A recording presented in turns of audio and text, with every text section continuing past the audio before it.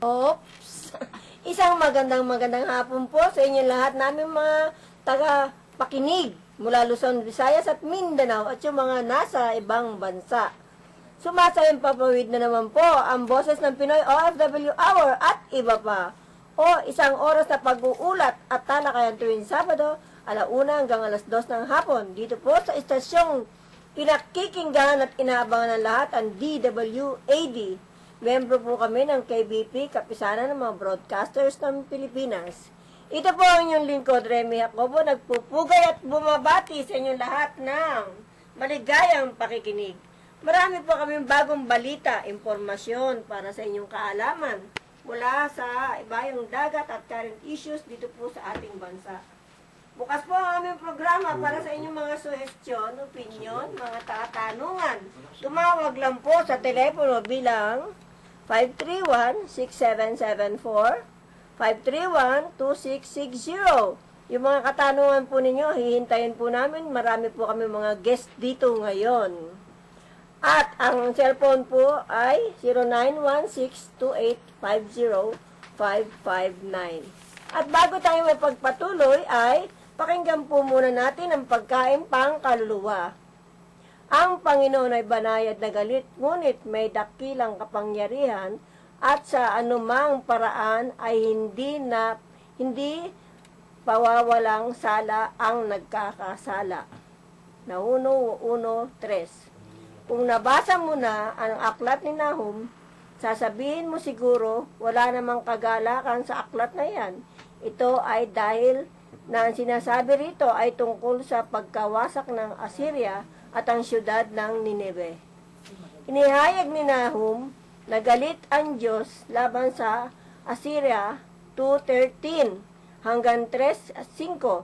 Noong nakaraang mga taon sa kahabagan at kalooban niya ay pinadala ang mga nag-aatubiling si Jonas para magpahayag sa Nineveh.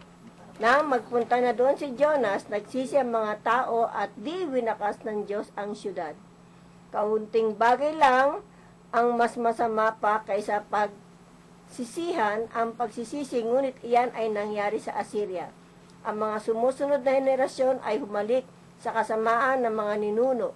Nilusob ng Assyria ang Israel at napagpasyahan ng Diyos na parusahan ito. Ang Panginoon ay banayad na galit, ngunit may dakila siyang kapangyarihan at hindi pawawalang sala ang nagkakasala. At nalaman niya na ang Nineveh na ito'y totoo. Siguro ito yung kinababalisa ko na makausap ko ang isang matagal ng kaibigan.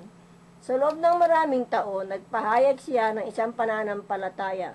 Ngunit tumalikod siya kay Kristo pagkaraan.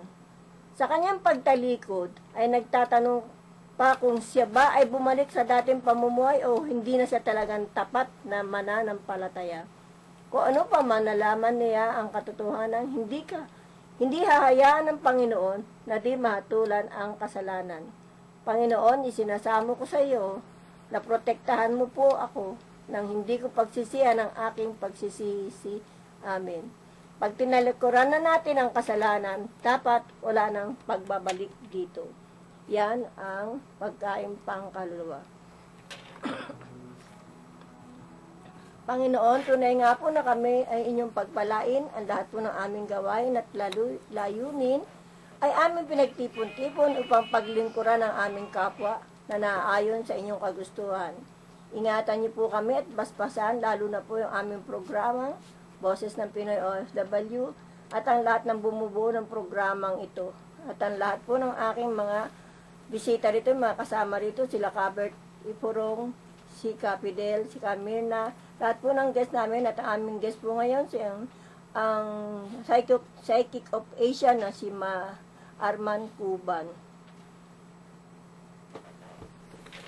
Nagpapasalamat, nagpupuri at humihingi sa bukal ng iyong awa. Amen.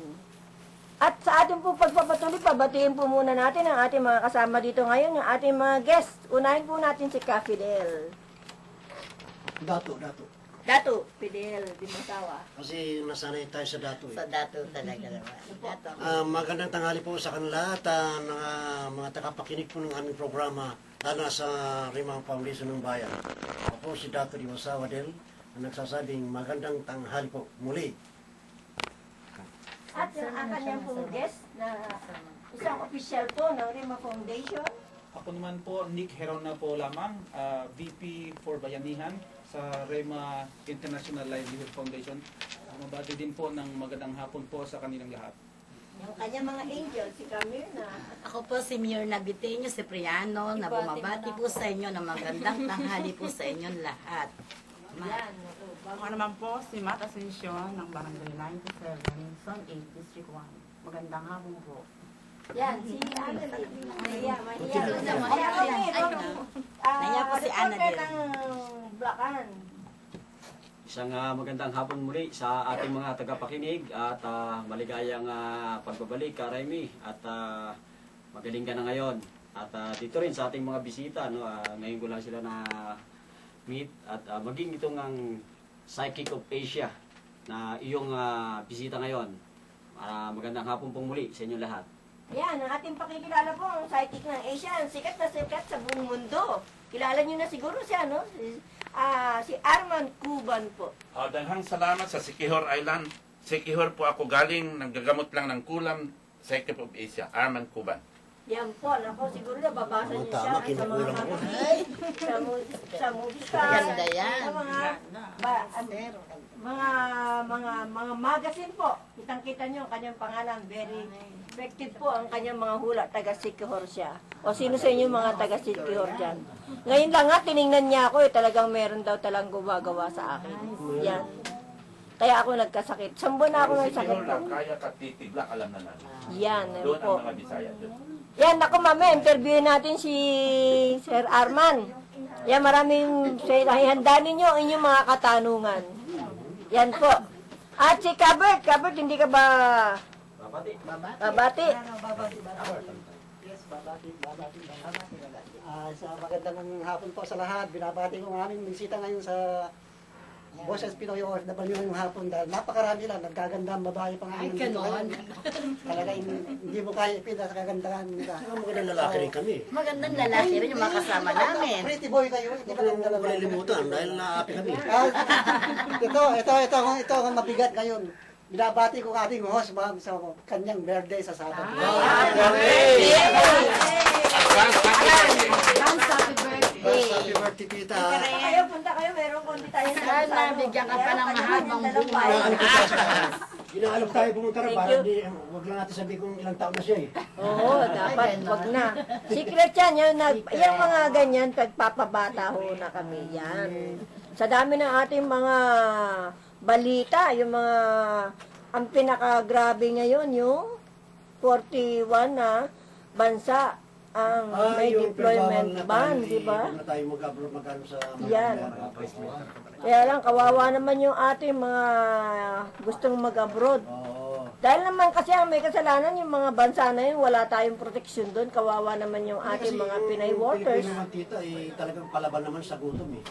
Oo. Kahit sabihin pang ano pa ang bansang yan, kahit pa suntukan ng giraman, talagang kumita lang, talagang papasok. O, tama kayo dyan. At siguro, talagang ang mga OFWs natin ay malaki ang nire-remit na pera para ipasok sa ating bansa. Kailangan natin yan. Kaya lang, ang masama, nananakaw ng iba. Yun ang sinasabi ko, magkabibro na kayo ng Rima para hindi kayo Para abroad. masuportahan po namin kayo. Sabi nga ng ibang psychic mga OFWs, magpunta na lang kayo sa Pilipinas. Di bubuhay na totoo yan, ka, Arman? Alam mo, ang sa Pilipinas kasi, Karimi, andito lahat pero ang pagsisikap lang natin, maliit lang ang sahod natin sa Pilipinas. Doon, nakakaipon. Oo, Yun tama. lang. Kasi walang bisyo doon eh. Walang Pero- bisyo, nakatago, bawal lahat. Bawal lahat doon. Pero walang proteksyon yung ating mga workers, di ba? Hindi na binibigyan ng proteksyon. Pag-iingat na lamang yung isang tao yan eh. Nasa pag-iingat na lang yan eh. Oo nga. Tsaka Kung ako yung... nasa abroad, ipipito ko sa inyo, hindi po ako lumalabas na may kasama ako. Lumalabas po ako nag-iisa. Dahil ang kasama mo, hindi mo nalalaman na may gagawin na masama, kasama At ka saka na. trader. Rider yan. Tandaan mo, So, ang kung tawag yan nag-iisa sa ka akin, lang, palipad hangin. kung nag-iisa ka lang, nakapag-iingat ka. Paano ka makakaiwas kung ang binabalak ng kasama mo ay gagawa ng masama? Eh di kasama ka doon. Yun ang teknik ko nung nasa abroad ako. Ganun lang. Yung mga nanggagaling, ikaw rin ang galing na sa abroad, kayo rin, si Annalyn din. Hindi pa rin, ayan. Buti na lang. Galing ano. Pero binabati natin yung mga nag-abroad natin mga kababayan dahil ang lakas ng loob nila, talagang Yes. magagaling sila magtrabaho, pero sana wag silang gumawa ng masama doon para Sa, hindi.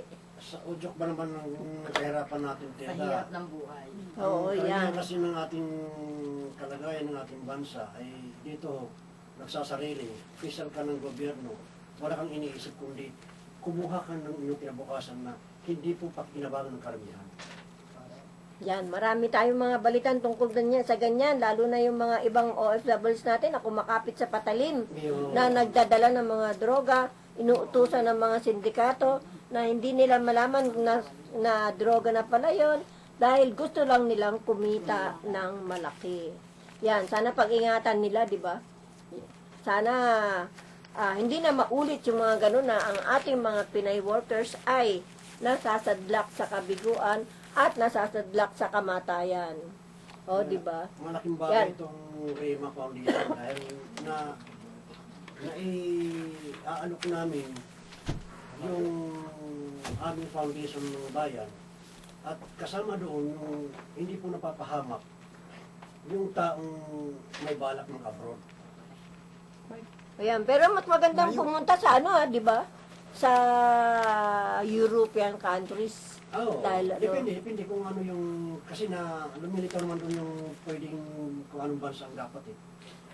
Oo, yan. Maraming humingi ng tulong sa amin dito na natulungan ni Cabert. Noong nagpunta ng isang araw na tinulungan niya makakuha ng passport ulit papunta ng Kuwait. Yan, pero sabi namin baka meron pang ban doon. Kaya kailangan tingnan muna ng job order na dala-dala nila kung Kuwait totoo naman, yun. Wala naman, hindi naman ban ang Kuwait eh. Wala, hindi ko na, Yung 41, kasama yun sa Libya. Hindi kasama sa Hindi kasama. Ayan, hindi kasama yun. Pero karamihan sa Africa. Yung mga hindi kasama sa deployment ban. May Yung Zimbabwe, istorya ko dyan sa Kuwait Syria. yun eh. Yung natutulog lang ng isang general. Ang talagang target noon, yung ibang bansa. Ay nag-uusap sa mga sundalo na natutulog yung general, pagkagising, Kuwait! Kuwait! Ang ginawa nila, binumbal yung Kuwait. Ay. Yan ba yun? Kaya pala natuluyan yung gera Ay sa natuloy ng gera Anak yung ko Kuwait. pera. Ang sabi, quiet. Yung pala, natuluyan, tuloy. Ayan. Marahil nagpapasalamat din tayo na meron tayong bisita na circuit dahil dito marahil ay kahit tayo nagbibiruan, nalalaman kung ano pagkatao natin siguro nito eh. Kaya na tayo. Quiet kayo. Pero, kaya quiet kayo. Kaya tinan nyo, yung di ba kahapon ay, 11-11-11. Ano Nako. po ninyo? Ano po ang masasabi ninyo, sir, doon, ka Arman, doon sa Alam mo sa 11-11, 11-11-11? sa Chinese Punsoy, Okay ang 11-11 kung nagpapakasal sa negosyo, yung mga pinapalipas na negosyo, swerte sa isa Lobilogy 11 at saka 671, 173, 716. Yan ang mga lucky number sa 2012 pa rin. Eh, di ba pwedeng magpakasal itong ngayong araw na ito dahil kahapon 11 pa rin. Lampas na, lampas. Malagpas na. Pero di ba nasa sa atin yun kung swerte tayo o malas? Kasi sa paggagamot, pahula sa amin sa Secure Island, nasa paniwala din. Mayroon pa rin tayong gabay. Guideline lang tong hula at So, sa alam paggagamot. niyo po yung buhay ng palad natin. Alam mo, sa totoo lang, nakita ko na kanina pag kita iniikot kong vibration ko Ay, sa'yo. salamat po. Marami kang natulungan, naging masama ka pa. Huwag ka naman sa doon trusted. Tama po yun. Tumpak po yun. Dahil sa totoo lang, akala nilang kumikita ka rito. Oo, Hindi naman totoo. napahamak. Abonado ka pa sa Napahamak pamasahe talaga. mo. Sa totoo lang, tama po yun. Ay, salamat po. Medyo... Nakakabagbag ng damin, talagang totoo. Ingat Yun ka lang sinabi niya. dahil mayroon ka pang ayusin na papilis tungkol sa lupa. Madalas sumakit sa likod pa rin, iwasan. Ha? Iwasan mo nagbuhan sa isang tao Salamat. na nagkaroon ka dating unang babae, wala na kayong komunikasyon. Bas ito. Ayun. Ay, malinis na pala ako ngayon. Napakalinis ko na. Malinis na po pala siya ngayon. Kasal na kasal, basta may pakakataon.